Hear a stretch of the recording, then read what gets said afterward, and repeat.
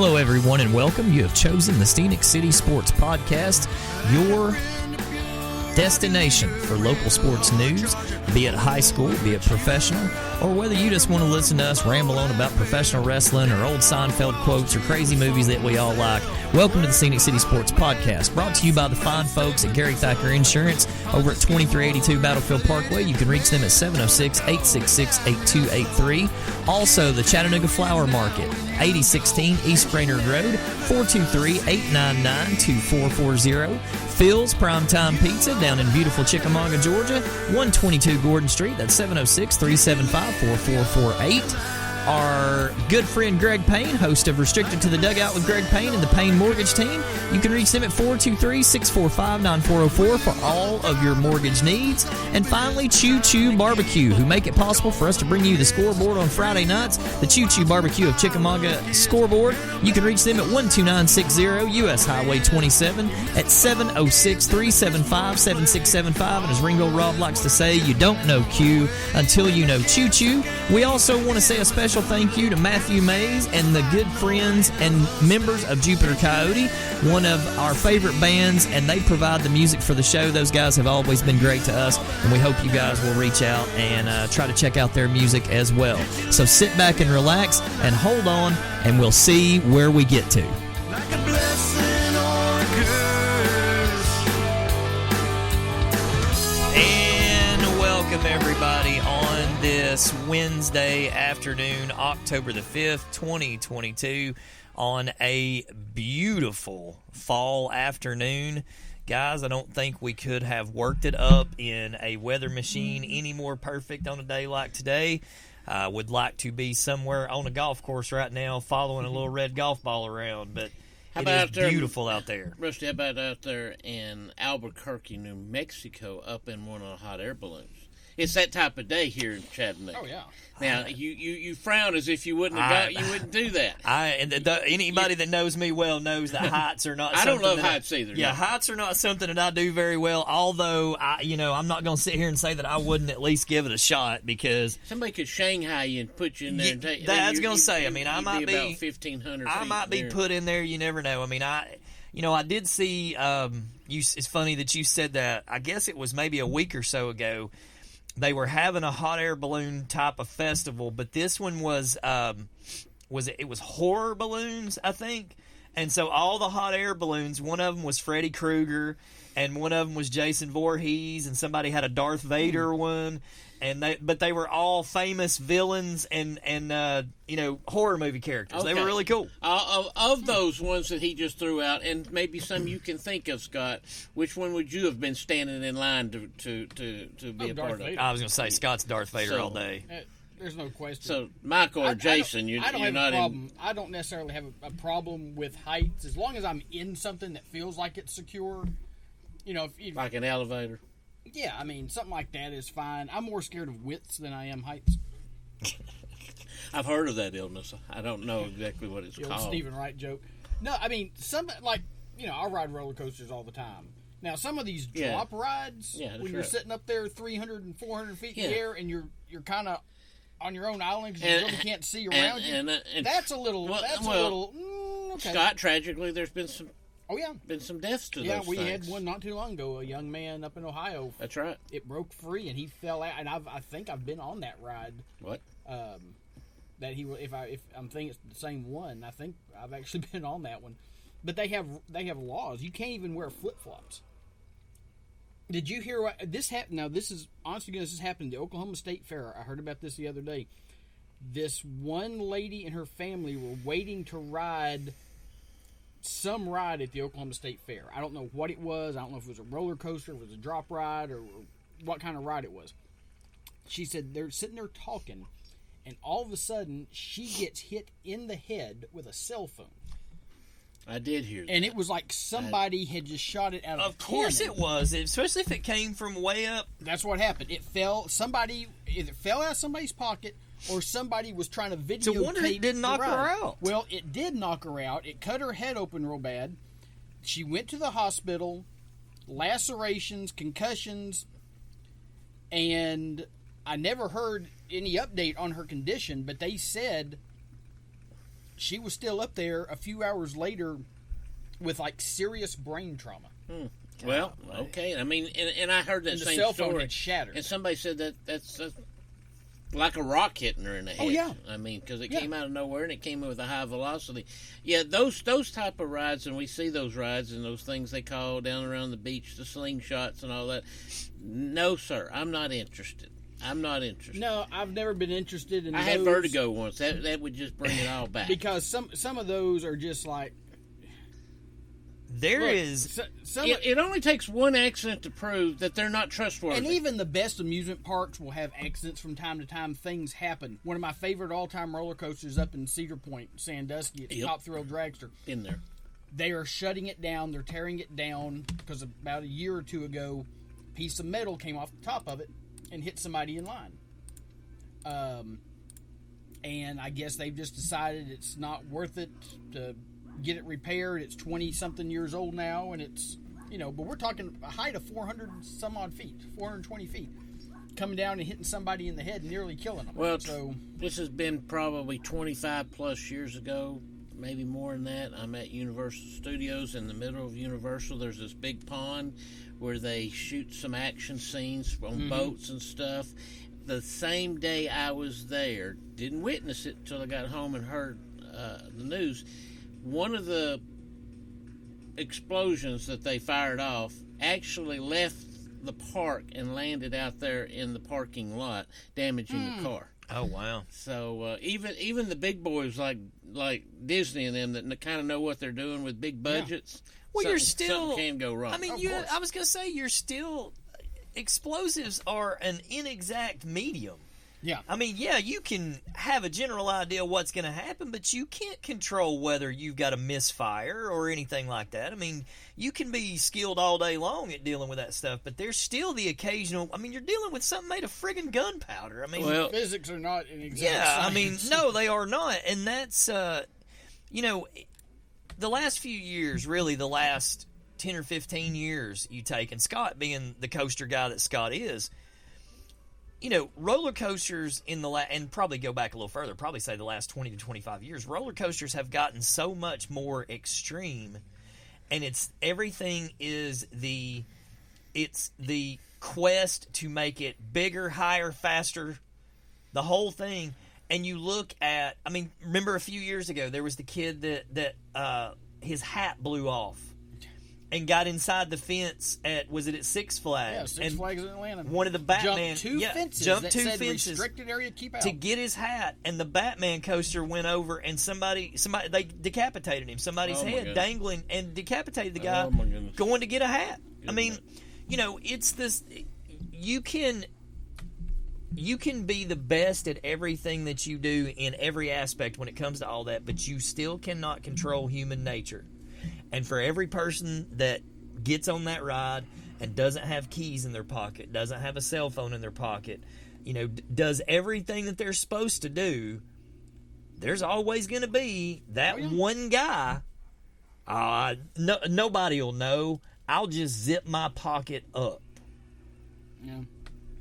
And stuff happens. You That's can't control why the human element. I normally either put it in the little zipper bag, the compartment that it is, or I've got it shoved down in my pocket and sitting on it. Yep. So it can't come out. Or what I normally do is, who's not riding? Yeah.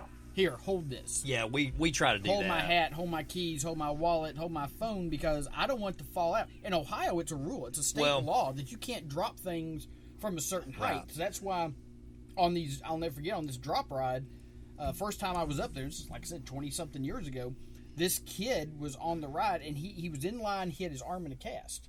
And I'm like, he's never going to get on. He had it wrapped up in a T-shirt thinking they wouldn't notice. And sure enough, he got ready to get on the ride, and the girl operating it said, unwrap your shirt. He had the cast on. He got kicked out because he was pitching a fit. And she's like, here's the deal. She said, if it breaks and you fall, the cast could hit somebody else. And now we're dealing with even bigger problems. So, like I said, it's a state law in Ohio. You can't even have flip-flops on. You have to leave your shoes, any open-toed shoes have to be left on the ground. Put them back on when you get off the ride. Well, maybe that's why the Hamilton County Fair that keeps getting canceled.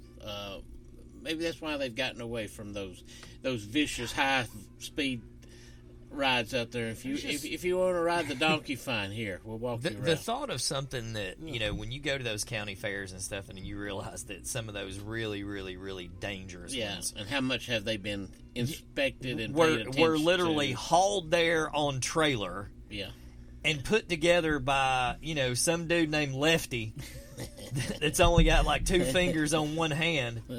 I mean, it's the stuff like that makes you. That makes you worry a little bit, but I mean, obviously, guys, on a pretty day like today, I mean, we've got sports going on all around the area. I mean, Lord, at school yesterday, and one day we had a volleyball match, a softball game, and a Catoosa County marching band exhibition all on the same night. I was in Lafayette last night. Softball, cross country, Walker County cross country championships, and middle school football game going on. The same location. Yeah. So one-stop shopping for me. You know, just make the big circle and get done. But yeah, it's we're getting, at least in North Georgia, we're getting to the end of the softball season, which is going to be tomorrow or next week. We start the state playoffs. After that, volleyball's on its last couple of games before its region tournament. Cross country starting to wrap up. Football's already halfway over. And basketball, and when we're talking about football, getting on the backside of it, now these games are starting to shape up where people are going to possibly fall in place for. We got a big ball game coming up this Friday, Scott. Which Cedartown Bulldogs invade the Generals over there of Heritage, both undefeated, both state ranked, but really. We kind of think this plays out. Well, who's in the driver's seat for region championship? Yeah, like I said, starting out, you got 6 teams. We're talking about Region 7-4. You got 6 teams in that region, and again, all due respect to Southeast Whitfield, who is 4-2 right now and playing really good. I just don't see them being a factor in this race. I could be wrong. They could sneak up and beat some teams and be right there. A Southeast team that took 2 years off, right, Scott, from playing only because they were young and inexperienced, and they got some chose talented to do kids. that. I just don't think they have enough firepower at this stage to compete with the other 5 teams in there. Well, we know what Cedartown's history is. Yeah. I mean, you can go back 60 years and see them playing state championship games. And Nick Chubb played for them. This is way before Nick Chubb. This is back when my parents were going to Rossville. Cedartown-Rossville was a big game back in the early 60s. Yep. You look at what happened last week, Central of Carroll has a really good team. With Division I athletes, they've already got one kid that's committed to South Carolina. They've got another one that's got an offer from Georgia and Georgia Tech as a freshman. They got other kids that have gotten offers. They kind of held Cedartown down for a while, and then Cedartown exploded in the second half. 139-7. Sonoraville is probably the big story. And they beat Dalton earlier this year, and then of course Calhoun handled Sonoraville, so you're like, what did they really got? Sonoraville beat Northwest Whitfield 42-20. Saw that. A Northwest team that's got the ability to score a lot of points. Yeah. But maybe not the best running game. They'll pass it a lot more than they'll run the football. So this is huge for Heritage. This is a chance to see how good you really are. Every game up till now has been prep for this game right here. 6-0, state ranked for the first time, I think, in 5 or 6 years. Playing the number 1 team in the state. Heritage ranked 10th. You can arguably say this is the biggest game in Heritage history. They have been in a playoff game before. They've been in the playoff 6 or 7 years in a row. I understand. They've only won one playoff game in their history. But regular season game, I don't think it gets any bigger than what's going on this week. I mean, if you beat Cedartown, good Lord, all of a sudden everybody around the state turns around and is like, who is that? Let's talk about Heritage Generals, coached by E.K. Slaughter, who they're having a good season. Are they battle tested enough at this moment to deal with the formidable club that's coming in this Friday? Now they did go to Ringo early, Yep. And won that game. Then they followed that up at East Ham. Yeah, really good team. And won that game. But are they battle tested enough? This year, based on the schedules, comparing them and Cedartown, they're not anywhere near as battle tested as Cedartown is. Cedartown's already played Calhoun, already played Dalton, already played Rockmart, already played Callaway. Just about everybody on their schedule this far, maybe with the exception of Sequoia, is state ranked in several different classifications. Okay. So Cedartown is a really good team. Cedartown went to the state semifinals last year for the first time in 20 years. Brought a bunch of people back. They've got 3 running backs are on pace for 1,000 yards. They could have 4 running backs on pace for 1,000 yards. They're going to play a wing tee. It's kind of like Ridgeland. Do they throw out of that wing team much? Not much. Oh, they just keep running at you. I mean, they don't have to. Okay. Like I said, it kind of reminds me of the Ridgeland team from 2012. It's like, we're running a wing tee, stop it. Okay. And nobody could until the championship game. And they just steamrolled people, ran over people. Heritage, like we said, pretty good team in Ringo, beat them. Good team in East Hamilton, beat them.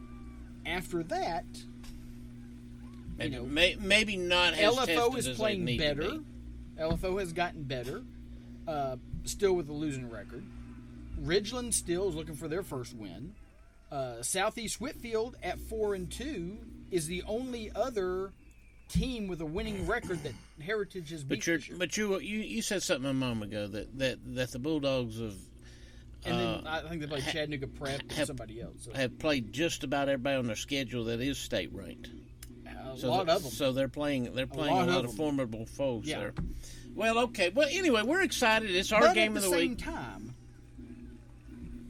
like I said, this year maybe not as battle tested with this team, but 18 seniors, 16 of them who start, if I'm not mistaken. Yeah, they're an old team. They've played a lot of football. Yeah, they're an old team. Played big games before. And Scott, the fact that they're coming in now 6-0, I think confidence has grown in that bunch over there. I mean, yes, they knew they were coming back with seniors and people that had played, but they're going out there and they're winning every 48-minute competition that they're in. Mm-hmm. And I believe that confidence is going to be another part of their game, taking on a team like this. And I don't know if they've played their best football yet.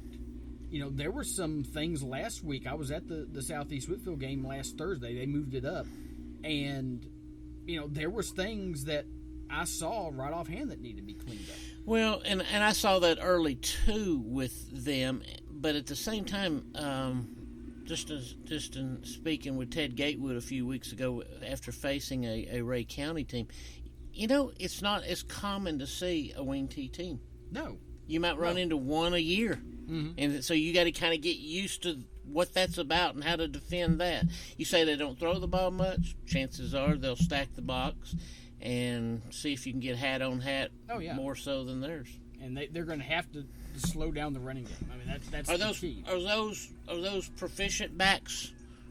Are they Cedartown get it done backs, or are they just marking off 4 and 5 yards all the time? Cedartown has a kid named Harlem Diamond, who I believe is Nick Chubb's cousin, who's on that team, who's a senior now. The other day against Dalton, he had 100 yards rushing. Only played the first half because they blew him out. 100 yards rushing, 3 touchdowns. He carried the ball 6 times. That's a good per average there, Scott. Yeah, it's not bad. They've got a linebacker named Eli Barrow that had like 4 sacks against Central last week. Well, when you went back in time a little bit on Ridgeland's prolific wing T team, but one half of that side of that offensive line was all reach and worthy. Oh, yeah. The other half necessarily didn't get that status, so to speak. And so we know which side they ran a lot, too. Yeah. What do we know about the offensive line for this this 1 or 2 kids that stand out and get recognition, but they're all working so well together right now. Okay. Heritage, I think, is third. I saw today, third in Class 4A at 40 points a game. Cedartown's top 10 top 15, about 35 points a game. Cedartown's given up about 7 a game. Heritage has given up about 9 a game. Some similarities there. But again, I don't think Heritage has had to play its best football in the last 4 to 5 weeks because, again, they were up big on Southeast Whitfield early. Now, they got it done with a couple interceptions, a reception return, a kick returns. They scored all 3 phases of the game, which, by the way, Tyler Cheatwood, or Phil's Primetime Pizza Player of the Week. That's now open on Sunday evenings. It is open on Sundays from 11 to 9. They haven't, the starters, haven't played an entire 4 quarters, probably since East Hamilton. Good and bad there, Scott. Yeah. Good and bad. So you kind of wonder how all it's gonna play out because they were up, big on LFO and they were up big on Ridgeland. They kind of took their foot off the gas because they didn't have to. Well, they wouldn't get anybody hurt. It's a big game, and probably we haven't seen a game like that at Heritage, and it goes back and not too far back, but there was a big mid-season type game with Ridgeland and Heritage. It seems like a few years back. There's been a couple. I remember the one in 2017 when Ridgeland came in ranked number 2 in the state, and there was probably, no lie, 10,000 people there that night. They were parked wherever they could cram them in. That's a huge campus over there. They were parked everywhere. It is. And I think they kind of stayed with them for about a quarter, and then Ridgeland just took over and ended up winning. But that type of game that we're with that type of hype to it, so to speak, maybe coming in here with Cedartown. And maybe we're not seeing it as much because Cedartown's not a local team. If this was, say, Ridgeland or Ringo, somebody coming in here at 6-0, number 1 in the state, oh God, no telling how many people they could. They have to turn people away. But yeah, I mean, 2 6-0 teams, 2 state-ranked teams, a chance to beat the number 1 team in the state, get another leg up in the region standings on your own home field. It doesn't get any bigger for Heritage. Well, let's say this: if Heritage wants to win the region, they need to win Friday night. You have to, and look, just because if they were to win Friday night, their season's not even close to being over because you still got to go through Northwest, Central, and Sonoraville. Yeah, you spoke of the other 3 teams that were lined up out there. There's 5 teams, and like I said at the start of the year, and I still feel this way. Cedartown's up here, and about a notch below are Heritage, Sonoraville, Central, and Northwest. Well, and again, let's say this too. Let's just whoever in and that then Southeast, whoever in that region lands the 2 spot, the opportunity to stay home first round is big. It's huge, and I think this year, and I'd have to double check the regions to see who's in what region. Maybe a little bit easier this year because I think we got some teams in our region this year that can handle a first round game. I think they've got enough experience, enough firepower because we've got, I think, 4 or 5 teams out of that region. They're in the top 15 in scoring offense. So, some regions are stronger than others with the way they reclassified everything, but you definitely want to be at home. Well, back not too far back, I can remember one of those 4A clubs getting seated 4, and that gets you a bus trip to Buford. Yeah, that was Southeast Whitfield. And 70 points later. They won the play-in. I'll never forget that. That's right. 3-game mini play-in. And then they got to go to Buford. Got the rewarded with Buford. Yep. Enjoy that trip. But hey, I mean, you got to eat good before you go. I was trying to see if I could find. Let's see what region. Region 7. So they're playing Region 8 this year. And actually, because I'm not exactly 100% sure who's in Region 8, I'm going to find out here for you and say it's not like Region 6 AAA, where if you don't win the region this year, you virtually have no shot of advancing because. If you win Region 6 AAA, which right now it's probably going to be at Dyersville, they're going to get Douglas because there's only 4 teams in the other region. They're going to get Douglas out of Atlanta.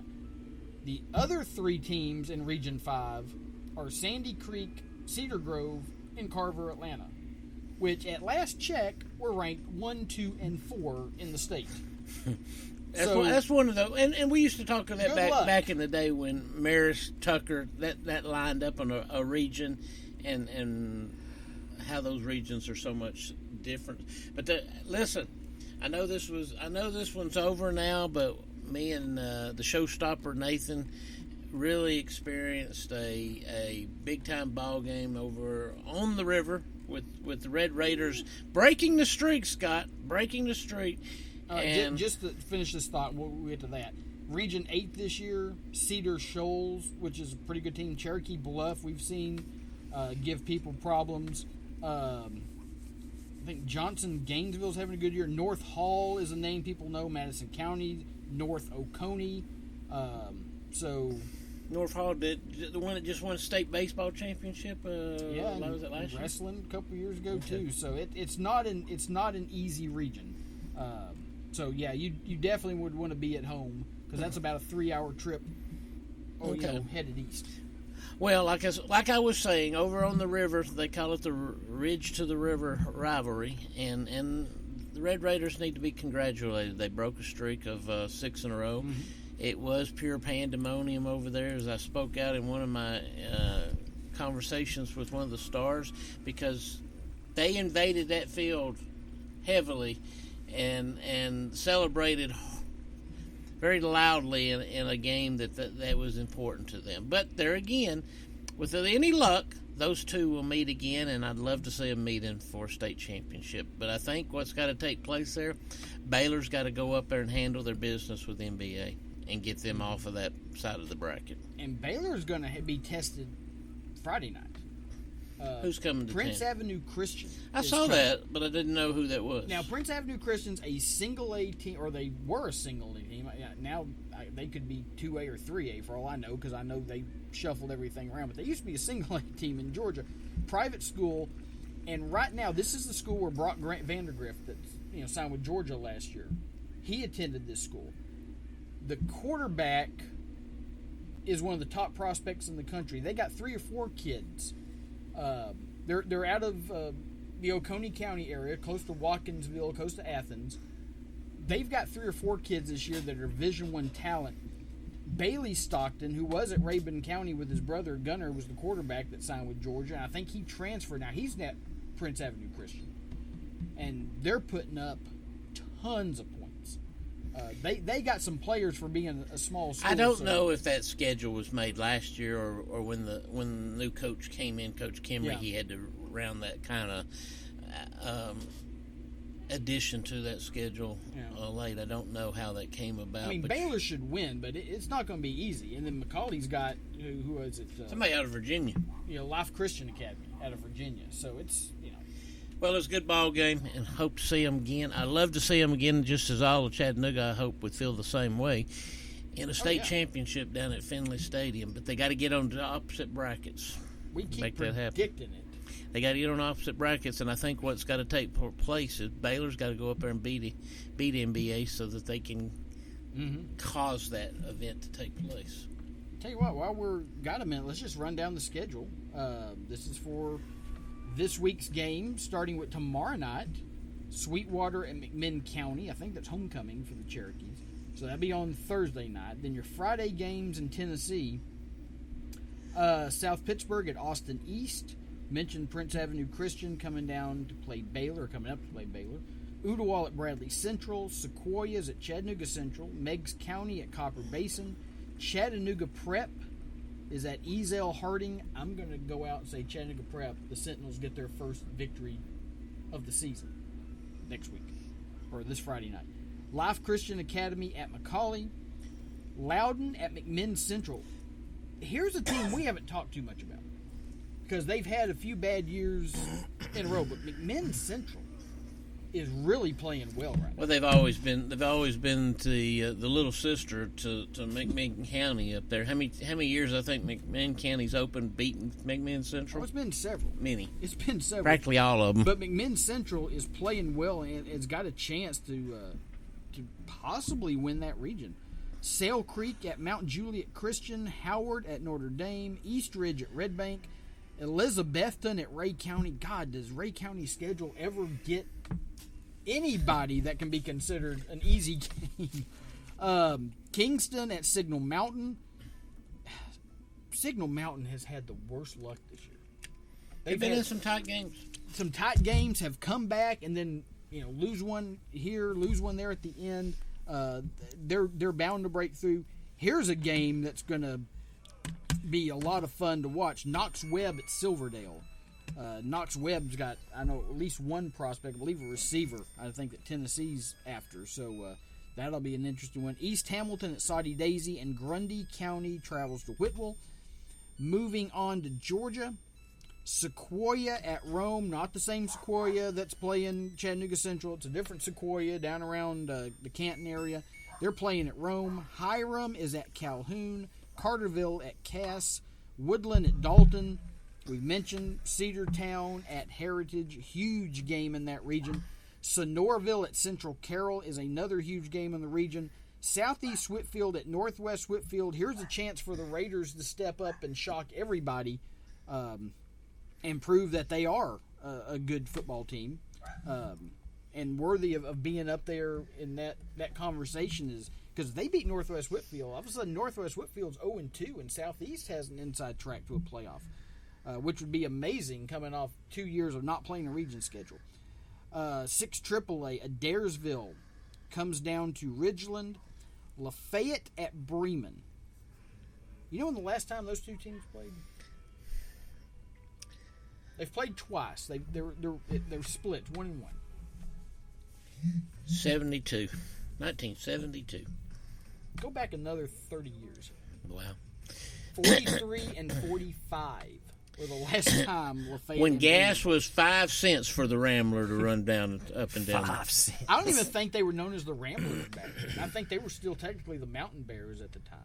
You just taught me something. Yeah. Did not know that. Mountain Bears to Ramblers. They were the Mountain Bears for a number of years, and I don't know this for a fact, but it's been speculated that the reason, or at least I'm speculating, that the reason they changed to the Ramblers, and I could be totally wrong, but it makes perfect sense, because I haven't been able to find anybody who can actually tell me why they changed the name. Leon Hardman and Dick Inman, too, also, who went to Lafayette, played for Georgia Tech, played for Bobby Dodd on that 52 championship game. Mm-hmm. Ramblin' wreck for Georgia Tech. You think that's what created that and I think identity? They kind of adopted that with the Rambler car, like Georgia Tech has their car and everything else. Yeah, sure. Okay. I like that too. And it's hard to come up with a good Mountain Bear every year. Yeah. But Lafayette's at Bremen. Cahola Creek at Ringgold is an enormous game in 6 AAA. Enormous game. Because Cahola Creek's sitting there at 5-1, 3-0 in the region. Ringgold's at 3-3, and I think they're 2-1 in the region. Ringgold just beat the brakes off Bremen last But it's a defining game for those two because it kind of sets the mark of where they're going to be potentially in playoff positioning. Yeah, if Ringgold can beat Cahola Creek, Ringo's got a shot to stay finish home second. That's right. Gordon Lee at LFO ought to be a very, very competitive game right there. Both teams at 2-4, I think 1-2 in the region play. LFO has looked pretty darn good the last 2 weeks. Fannin County at Model, Gordon Central at North Murray, Haralson County at Rockmart, Armurchie at Pepperell, Darlington at Chattooga, Tryon at Coosa, Mount Pisgah Christian at Christian Heritage. So that's the schedule for this week. Now, next week, I'll go ahead and tell you, at least almost all the teams in 7 4A and 6 AAA are off next week. I know every single team in Catoosa and Walker has a bye week next week. Well, me and the other brain trust over there, the Showstopper, we've already got that next week's game mapped out. And if I don't think I'm jumping the gun there, but I think it's the Meigs Tigers invading the Ram Train of Tiger. Yeah, that's going to be, and that will be a big game. That's going to be a fun football game. So anyway, that's the way the schedule lines up for this weekend. And like I said, Heritage Cedartown's the game of the week, as it probably should be when you got 2 undefeated teams. Well, everybody on this side's excited about being there. It's an opportunity, even if there's some folks out there that possibly have seeds of doubt about Heritage and who they've played this year. This gives them an opportunity to prove one way or the other. And it's become a really good atmosphere over there at Heritage. Always has been, really, since the season. The program got started, but they've added fireworks and they've added the smoke and everything for the game, and the general walk where they march down the past the tennis courts and come around and go through the stadium carrying the flags and everything. So and when it didn't rain all week like it did one playoff game a few years back, when it doesn't rain all week and it's dry like this, that's really a good playing surface. Oh yeah, they did a nice job when they set it in. The only time I saw it a mess is that week that it rained so hard, and they played in that playoff game, and that was a little different story that night. And but it's probably going to be about 60 degrees come kickoff time. Good football weather. Maybe a little bit warmer. Good football weather. Oh yeah, it's supposed to be. It's turned a tad cooler on Friday night. I heard. Maybe even dropping into the upper 40s by midnight or something like that. But we're still going to get probably mid to low 60s at kickoff and stuff. So definitely bring a jacket. You don't have to bundle up too badly, but I'm looking forward to it. Week 8 already. Week 8. Week 8. And it's amazing. Football doing some winding down in that respect. Some tremendous college football games this week, but MLB has decided its fate and who's where and when. And congratulations to the Atlanta Braves for bringing one home. And again, guys, back at the beginning of June, they're 10.5 out. Yeah. 10.5 out. And I think they just early on in this season, and they needed to get over this, but you win a World Series, you celebrate a lot during the winter. I think they were still doing some of that right out of the gates. Yeah, there's always a hangover. Just doing that, the bat pack, and we're the world champs, and then before you look up, well, you're 10.5 down, world champs. Yeah. And then they decided, let's go to work. Yeah. And they played extremely well. I'll begrudgingly give them credit. Well, and you were 10.5 down, and you came back and you won the division. And so, the things that you didn't do like last year, it took an influx of some trades to get them kicked into gear. Yeah. This year, they didn't go that route, but some of the young players, and they got 2 guys on the team that could be both considered rookies of the year. The young players that they brought up really didn't play like young players. No, Michael Harris and Grissom, and right before he went to the Atlanta Braves, he was in Chattanooga.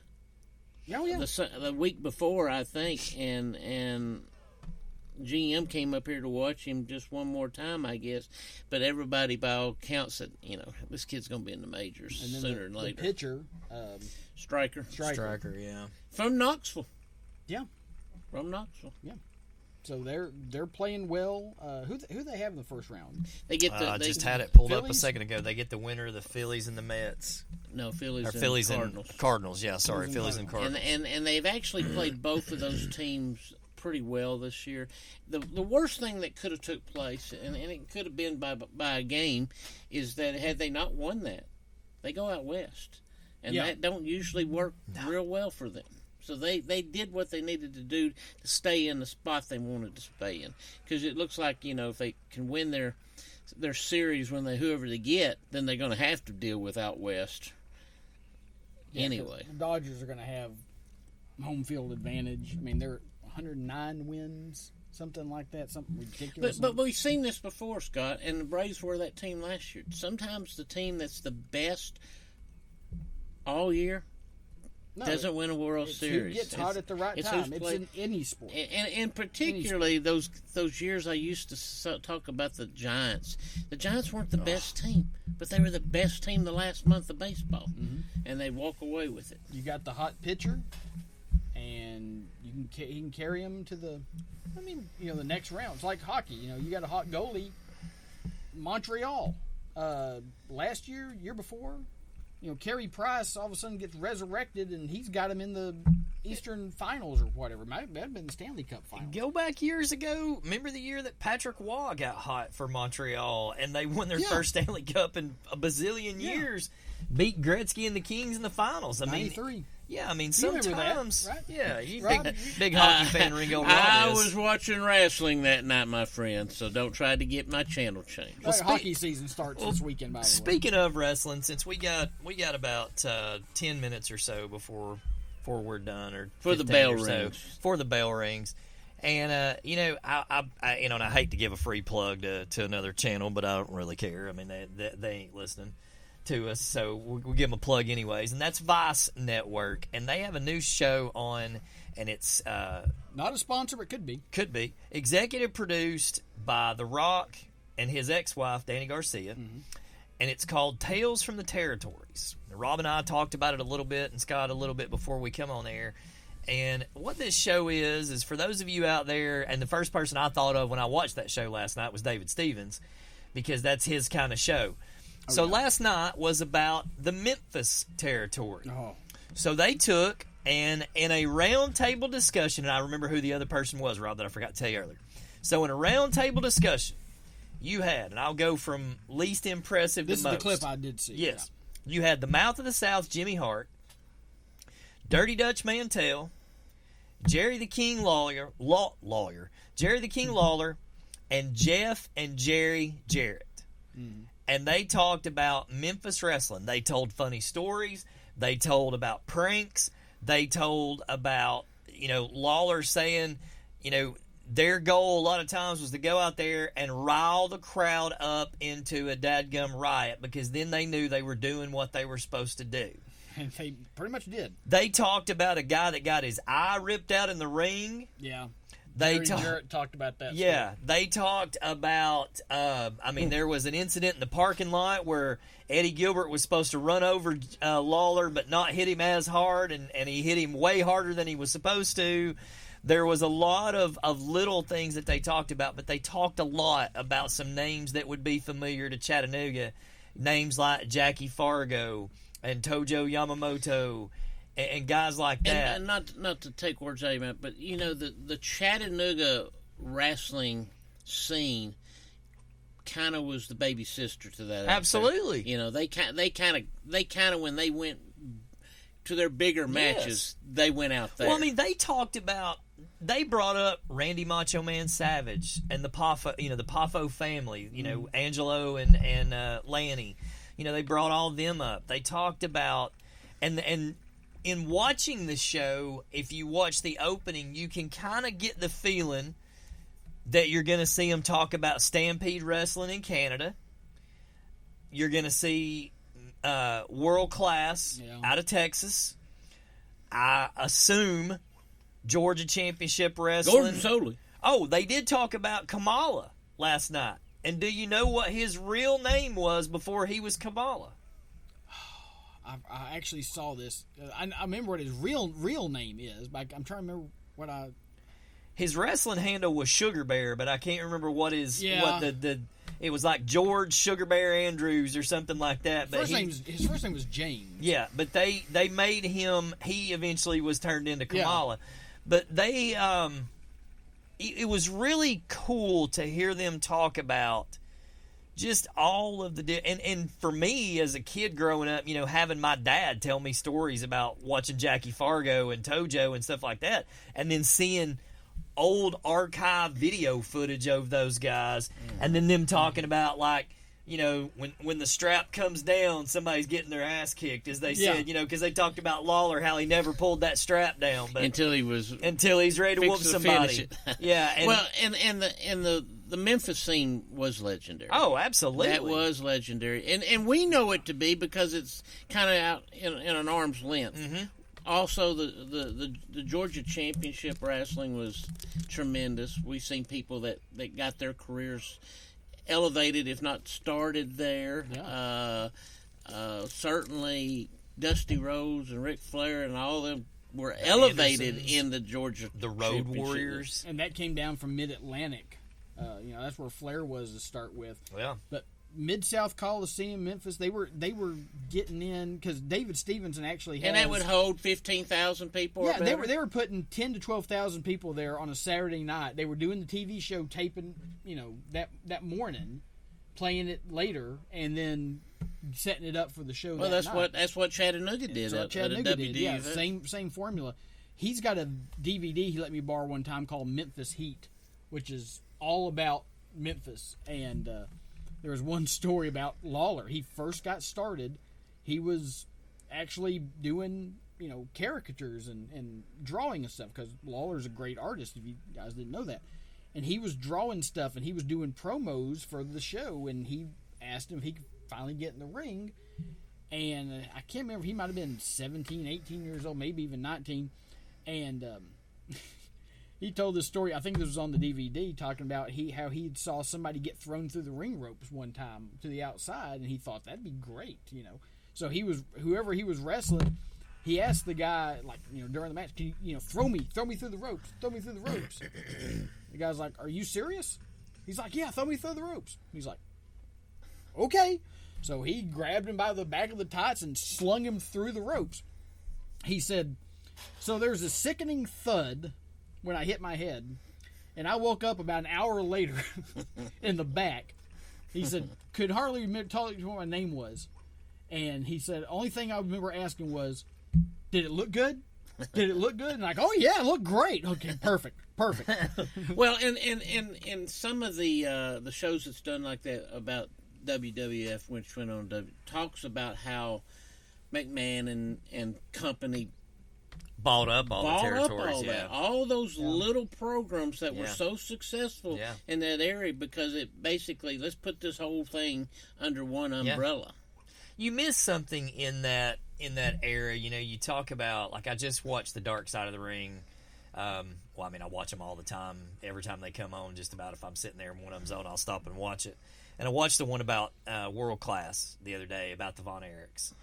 And they were talking about that whole territory system, where the way the NWA worked was the NWA worked through all those individual territories, and whoever the NWA champ was, his job really to visit those was to visit those territories and make their best star look like $1 million. And they talked a lot with the Von Erichs how, David was the best wrestler of all of them, hands down. He was being groomed to be the NWA champ. And they thought he would be NWA champ one day. And, of course, his tragic death. And, of course, eventually, Kerry goes on and actually wins the world championship off of Ric Flair in Texas Stadium in Dallas in 1983 or 84 or somewhere. The Fritz Von Erich retirement show in Texas Stadium. One of the largest wrestling crowds ever for a non-World Wrestling Federation. And of course, lost the belt to Flair again about a month later. About a month later, but he still, but when you go back and you look at that era of wrestling, people were way more territorial.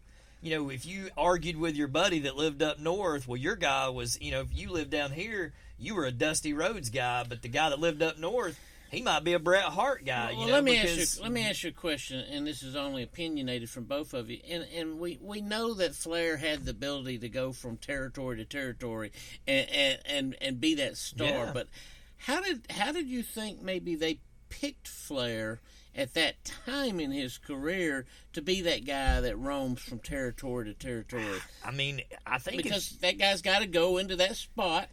And he played a heel most of the time in those worlds. But you're right. He's got to elevate what they got. I just think if you go back and you look at his body of work and just watch his matches, he could make anyone look amazing. Sting talks about this on a couple of interviews I've seen with him. And Sting said, look, I was a decent wrestler till I got in the ring with Ric Flair. And he's like, Ric Flair made me look like $1 million because he's like, he sold everything that I did. And he goes, and I don't mean just kinda. He's in there screaming and hollering and, in agony. And so when we're making somebody the NWA heavyweight champion, we're looking for somebody that's got that in complete package that can run from territory to territory. But he was in unbelievable shape. Scott always tells that story. That's probably the main thing that got him. Because he could go in there and he could give you 60 minutes every night. 60 minutes. That's right. And a lot of those guys, Scott tells that story that off that one DVD with Terry Taylor, basically, where Flair walks in there 15, 20 minutes before the match is supposed to start with his hair all matted and still drunk off his behind and shows up 15 minutes later, the match starts, and 40 minutes in, Terry Taylor's begging him to pin him, and he's going, come on, let's go, we got 20 more minutes. we got to make this worth of money. Yeah, it's stuff like that. Well, and Flair he was time, safe. I don't because the two things about the few and Flair, far betweens that they was could I'll safe. never forget from that 30 for 30 they were talking about. He said he would sit in his hotel and tape a string to the ceiling, let it hang down, and would practice hitting the string all night until he could hit the string and it not move. With full force. With full force. Yeah. Now that and the fact that he would be at the bar, he'd be at the hotel bar or somewhere else, out drinking till 2:30 in the morning, and then would come back to his room and run the steps in the hotel up and down for an hour. Well, he understood the big picture. Yeah. And he understood the big picture. And I would think that, he took the belt off Harley Race, and maybe Harley Race had the ability to go from territory to territory doing some things, too, that was... What's the Harley Race story? There's a reason why Harley Race's punches look so real. Yeah. Because they are. Because they were. Well, and then... It's like the Terry Funk story that Mick Foley always told. He's like, those... He called them potato shots. He said, those potato shots to the head always look great. So the first time I got in the ring with Funk, I was waiting to find out exactly how he did it. Well, he did it because he busted me in the head and about 3 or 4 times and put about 3 knots. I'm like, well, that's why they look so good, because they are real. Well, and Dusty Rhodes had the ability to, in his different ways from Flair. Yeah. But that's a good essay question. How did Flair become the guy that they chose as an association? Hey, he's good enough to go anywhere and get with your people and make a show, and that was worthy of them continuing to let him carry the belt. I mean, the thing about it is, It was the look, too. he was so unlikable. He was so easy for every dude in that arena to hate because he was good looking. He's suntan, had the long blonde hair, walks out there in the $10,000 robe, screaming about his Rolex and his Italian shoes and, Space Mountain this and Space Mountain that. He was so easy for everybody to hate. I think I caught this, and this happens a lot on the internet. They love nowadays to show Flair promos. Yeah. Because he was so good at it. Oh, yeah. But I think this would have been a early 80s promo, 83, 84, 85, and he spit out, I make $2 million a year.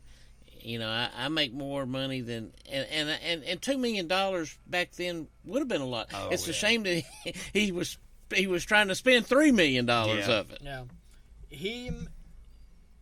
David Von Erich would have been a good champ.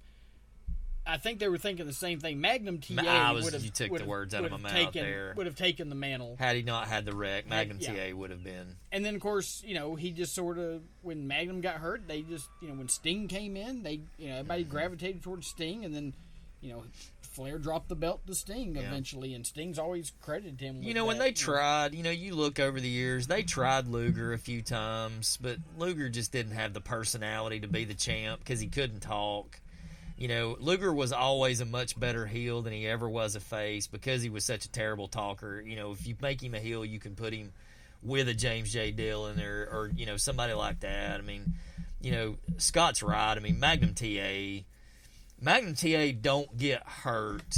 He may go on to be one of the greatest NWA heavyweight champions ever because that dude was as solid in the ring.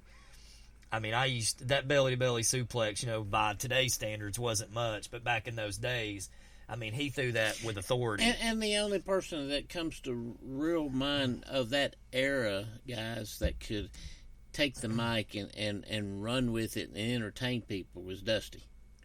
Oh, yeah. You're right about Sting. You're right about Luger. Because Dusty was the most believable. He was everybody's... He's telling that common man story. He was the common man. He wasn't overly built. He wasn't a big old muscle-bound dude like some of the other ones were. He was the one that everybody loved because, well, hell, I could look like that. I'll say, I could tell if But he was good on the mic. Yes. I don't know if anybody's ever said this publicly, but I'll say it publicly. As much as Ric Flair made Dusty look good, Sting look good, Magnum look good, we can go on and on. Dusty made Rick look great. They had unbelievable made chemistry. The entire Four Horsemen look great. What he was willing to do and not get the belt. Well, you heard when Dusty was inducted into the WWE, Hall of Fame, he one of the first things he said was that Ric Flair was the best of all time, best person he's ever been in the ring with. Yep. Mm-hmm. Now, I think Dusty would probably rank up there with some of those guys themselves. Just what you're saying and I'll there, tell you Scott. something too. And He sold the deal himself. Dusty Rhodes might have one of the top 3 minds. Oh, Booker wrestling. minds, absolutely. Arn Anderson and Ole Anderson both had really good Booker minds as well. Yeah. I'll tell you somebody that He understood it. I'll tell you somebody that I don't think gets the credit for being the wrestler that he was because they give him too much crap about being the entertainer that he was, and that's Hulk Hogan. And I know y'all are going, yo, okay, big deal, great, one of the greatest of all time. But, I was watching, I went back and I was watching last night before the Territory show come on. The Dark Side of the Ring had came on about the Ultimate Warrior.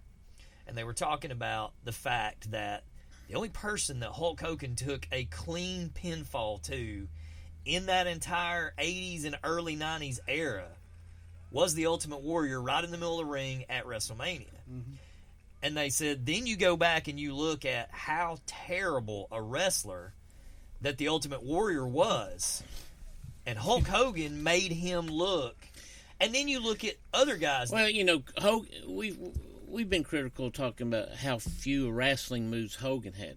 But he made them work. Ultimate Warrior had even fewer. Oh, well, to me, the two worst, and I know I'll piss people off when I say what this. What did he do besides press people over his head and body slam them? The big boot. Come off the rope.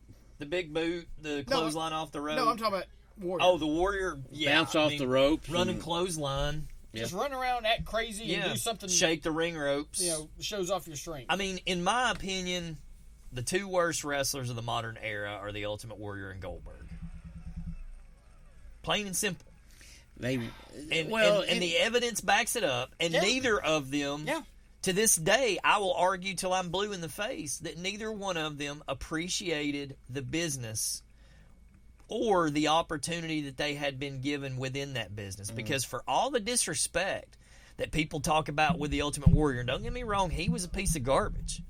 But at the same time, the way that Goldberg speaks about wrestling, like it's, beneath him, drives me bananas still to this day, because wrestling made him a millionaire. Yeah, and many times over. And they allowed him to carry that streak that became popular that was and crap. invincible and all the above. Here's my Rushmore, and I was thinking about this the other day, and either way you talk about it, you're going to leave somebody off for important reasons, but it's this is it. It's Flair, it's Hogan, it's Stone Cold, and it's The Taker. It's those four in my mind. I don't just talk about titles. It's those four that continued to move the train. Now, you can put Andre, you could put all kinds of different people, Triple H. You could put all kinds of folks in there and make that argument for them. I understand that, but that's my four, because those four kept the train moving at a large area. And even if Hogan's the worst of the four wrestlers there, you can't undo what he meant. He meant to the. Flair's over here, but Hogan's over here at the same time. This place is secure as far as being somebody that took wrestling into the mainstream. That's right. He did. He did exactly what he was asked to do. Yep. And let's be honest, too. At the same time, you have to give a nod to the fact that Vince McMahon was able to take this goofy, half-bald, half-long-haired blonde that hadn't really shown anything major up until that point, and look at that guy and go and get him into stardom. That guy right there, and he carried he was your face. That guy is going to be my flagship for a long time. Now, you heard my argument. Would you have any different in those four? Would you move somebody in that? I've got Flair and Hogan there. Yeah. After that, God, but it's a foursome here now. You got to put two more in there, and that's my two that I put in there. And if you got to take so many things into account. You've got to take Stone Cold took an era. Oh, he did. And Scott and guys, if his music hits to this day, people 20,000 people go on their feet. And I would almost,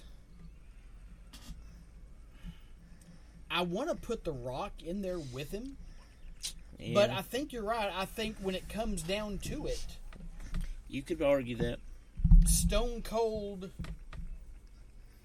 just had a hair more. Yep, I think he did than The Rock did. Yeah. Well, and I'd like to put Undertaker in there. He was the consummate professional. He was there for 30 years. He was the attraction of attractions.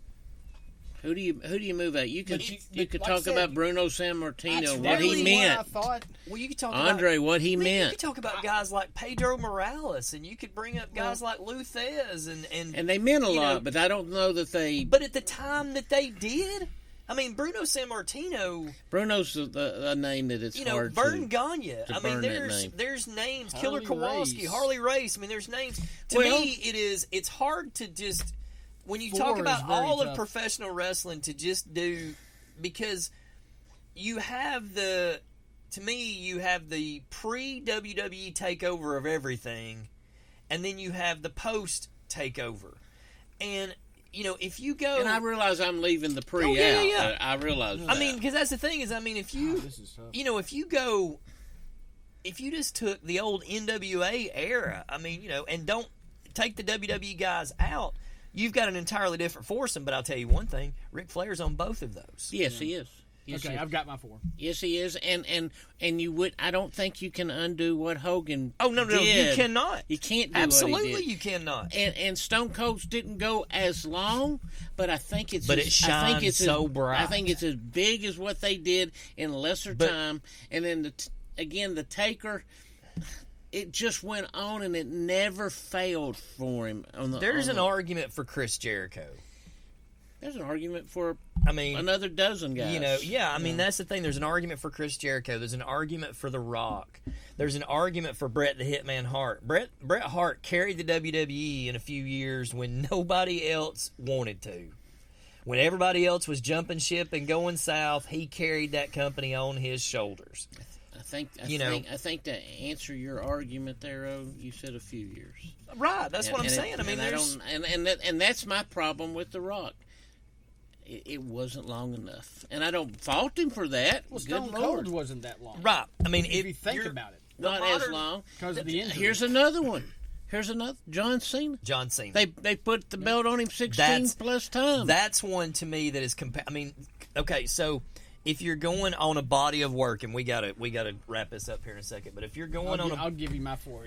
If you're going on a body of work, I got it figured out. Hulk Hogan's career spans damn near 30 years. Ric Flair's career spans damn near 30 years. John Cena's career spans 20-something years. Plus the fact that you can't talk about him without talking about the 600 and something Make-A-Wish grantings that he's done, more than any other athlete in professional sports, which to me puts him, is part of his legacy. in part of that as well. Yeah, those guys had historical, and the Undertaker belongs in that as well. I mean, I honestly would think Flair, Hogan, Taker, and Cena, because their body of work, they didn't just go hold that belt 3 or 4 times. When you look at them now, Taker only held it a few times, but he didn't have to because of who he was. Yeah. John Cena held it 16 times. Hulk Hogan held it, I think, 11, 12 times, whatever, in his entire career. Flair holds it 16 times. But those guys' body of work spanned several generations. I mean, my kids that became wrestling fans years after all of us know who all those guys are without going back and watching the old stuff, because those guys were still on television. And all those guys will tell you, if Andre don't want to lose tonight, he doesn't lose no matter what promoter says. And he was important to the game, really. But Andre was an attraction. It was an attraction. He was an attraction. He was the guy you ran around the world and showed off. All right, who's your 4, Scott? Flair and Hogan. Yeah. Austin. And Andre. Yeah. I mean, Andre was the man.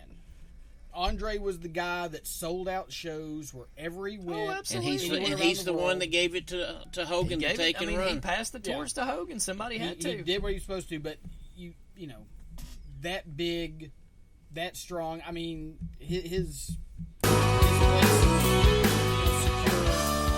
Okay, well, there's so many other guys. There's so many other guys that are right there together. Well, guys, that is a Fast and Furious hour and 5 minutes. Thank you all for staying with us. Obviously, we could have sat here and made that argument for another 3 hours. There's so many names. Yeah, you need 12 or 15 on that. But thanks for tuning in for the Cindy City Sports Podcast. We love you guys. We'll catch you on the flip side.